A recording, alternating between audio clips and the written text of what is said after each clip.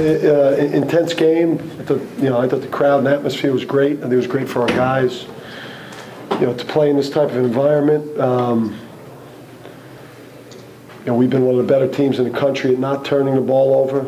It's disappointing to turn the ball over 20 times against against someone that was playing a zone defense. In the half court, a majority of the game. That's disappointing. And our inability to rebound the ball, has been something that's been an issue for us, throughout the year.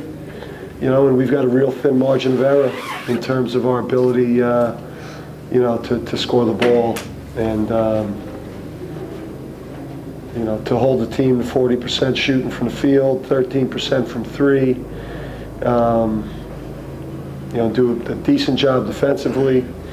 Got killed on the offensive glass and gave away 24 free points at the free throw line. Coach, after Jordan's dunk, they looked like they switched their defense a little. Did you notice anything different from what they were doing? I felt like versus the zone, we got the ball to the high post.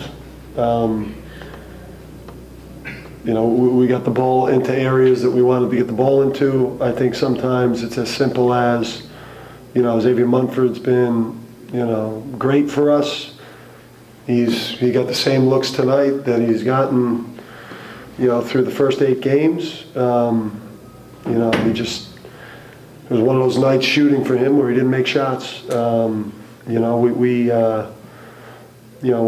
saw them go man, we're excited because we liked our matchups, and we turned the ball over 20 times, against a team that doesn't pressure. And that just can't happen.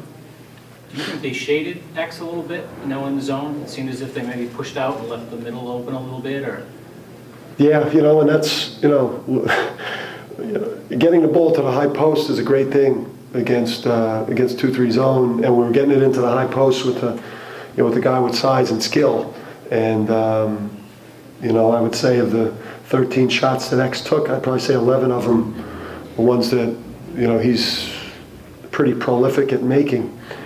It's just one of those games where maybe for a number of our guys, with the exception of maybe Nick, and maybe Powell, it was the first time we've played at Virginia Tech and at Auburn, but it wasn't like the crowd tonight. It was a great crowd. It was electric, especially in the second half when they made a great run.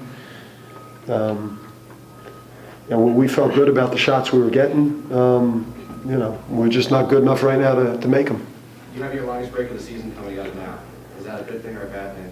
I think it's a great thing, because we can, we can really self-study and, really, do a good job. There's some bright spots tonight. I thought Jordan's, performance, both offensively and defensively were really strong. Bats had a big game, in terms of scoring, but he wasn't particularly efficient for an interior player going for 8 for 19. I think we fared better in that matchup with Jordan than we thought we would. The difference for them in the game, was Henton. He's just a man out there. I haven't seen many performances where he just physically takes over a game and dominates his opponent basically, on his own there with 21 and 17. That was some stuff by him. Coach, and for Jordan, during the pregame scout, just what were your thoughts on trying to match up with bats and hitting inside? When you take that. Well, we've been working on a lot of week, all week, looking at film and, really working on make sure he doesn't really duck us in. And if he gets the ball too low, we double him in the post. I felt we did a good job at that in the first half. And in the second half, we kind of, lessened up the pressure, and they got a lot of rebounds, especially Hinton, especially with that pit back dunk he had gotten. But we worked really hard on it all week, and I feel like we didn't execute as much as we should have. But I think I personally and a couple other guys did a pretty good job on bats.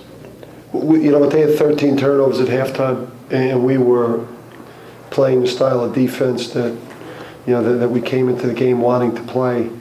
And I think a lot of that starts with your perimeter guys, and I just 40 minutes for Powell and 38 for X. Those are the guys that initiate pressure. I just didn't think we got after them in the second half the way that we needed to be able to sustain it. There's a few areas, obviously, you can work on and grow during this stretch that you've got off now. Is there any one or two in particular where you feel like that could be maybe a little more easily corrected and we can really get a little bigger gain in the short term? Yeah, I mean, if we don't close the gap on the backboard, we have no chance to win a game the rest of the year. You know, this has been 3 games in a row now. We've been out rebounded by over 10. Part of that is, is not having the physicality. Part of that is also too, not gang rebounding. Your perimeter guys, that they can't stand at outlet spots while there's a war going on around the basket. And I think that happened tonight. In a big game, a game, I guess a rivalry game or an intense game, you don't win games by making, by thinking about the offensive end. You win it by making the hustle plays and taking charges and rebounding, and we didn't do it. Coach, what did you think of Cotton out there? Like a little... Yeah, I mean, everyone's playing hurt during the course of the season. If there's not something that's hurting you, then I don't know if you're playing in the world of college basketball. I thought Mike Powell, in that matchup, at times, Mike was a little erratic. But if you would have told me that, going into the game, the leading scorer in the Big East, that we would basically play that game, borderline even matchup, I felt pretty good about it. What hurt us was, Hinton dominated his matchup, and they made 24 free throws. They made 7 more than we attempted, and we got killed on the backboard. Coach, you talked about the atmosphere tonight. Coach Cooley is very complimentary of the job you're doing and the recruits you've got coming in next year, and he thinks the future of this game is very bright. Your thoughts on that? I mean, listen, I think we all know what's coming. I know it's coming because I see it every day. And, we're excited about that.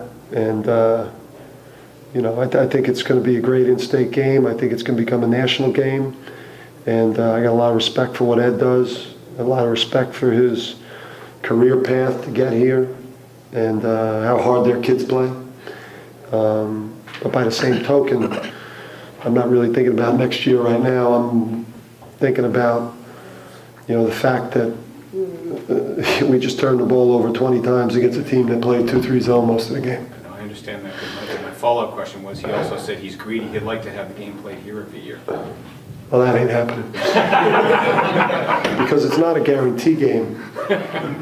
At times it felt, never mind. No, next year it'll be at the Ryan Center. And it'll be great, and people in the state, New England, these programs are going to be national caliber, and it's exciting. And I think next year it'll be bigger and better and more on the line. And getting both our fan bases excited about what we're doing is important right now. Jordan, just tell us a little bit about your first experience with the game and what it was like for you. Well, this is definitely a new experience for me. I've never played with this capacity of people or in front of this many people, but where I come from, we have quite a bit of the same rivalry, and where I'm from in Saginaw. So I was kind of ready to be prepared to come into the game. I knew what I had to do, and I tried to execute as much as I could on offense and block and affect as many shots as I could. So the crowd didn't really affect me too much, but I felt like the crowd was on their side a little bit, and it gave them a little bit of edge going into the end of the game.